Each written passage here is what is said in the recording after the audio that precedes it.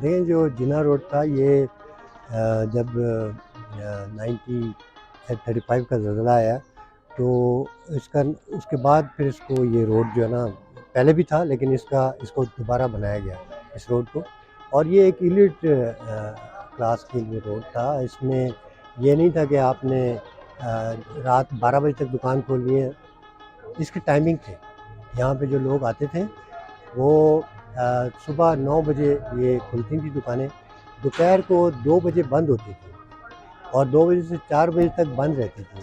लोग खाना खाने जाते थे, आराम करने जाते थे, फिर उसके बाद आकर दुकान खोलते थे और 7 बजे बंद हो जाता था सब।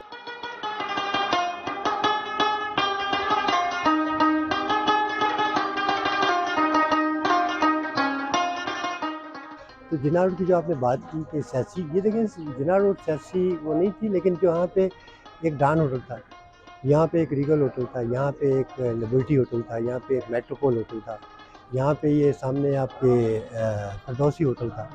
ये जो होटल थे ये जिन्ना रोड के, ये वाक़ई सारे जो पॉलिटिकल लीडर थे, बड़े-बड़े हिंदुस्तान के पॉलिटिकल लीडर जिसमें वक़्त जिसमें नवाब अहमद शरीफ, नवाब नवाब अकबर खान भुट्टी और जो अब्दुल समद खान अचकज़ई, ये सारे यहाँ पे आपको मिलते थे शाम को या दोपहर को, इन होटलों में आते थे वो।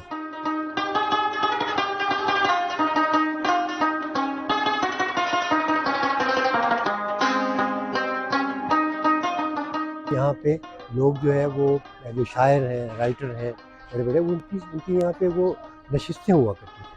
और जो जिन्ना रोड के थड़े हैं, जो दुकानों के, अब आपने देखा है कि वो थड़े जो हैं उन्होंने तिरछे कर दिए कि तो उस पे कोई बैठ ना सके। वहाँ पे लोग बैठते थे और वहाँ पे लोग किसी को मिलना होता था तो वो जिन्ना रोड पे आता था।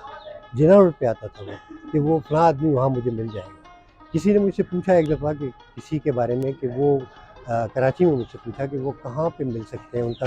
मैंने कहा अगर जिन्ना रोड पे शाम को आएँगे तो आपको जिससे भी मिलना होगा वो आपको मिल जाएगा। यहाँ पे अदब के हवाले से कोई अदब की बात मैं करता हूँ। यहाँ पे कोयटा बुक स्टॉल है, यहाँ पे बुक लैंड था। ये सब अब आप देखते हैं कि वो सब दुकानें जो हैं या तो जूतों की दुकानें बन गई हैं या असले की दुकान बन गई हैं। और जब किताब से आपका राब्ता ख़त्म हो जाएगा, किताब आप नहीं पढ़ेंगे तो फिर आप सोच सकते हैं कि आपकी सोच में कोई वसअत नहीं आएगी।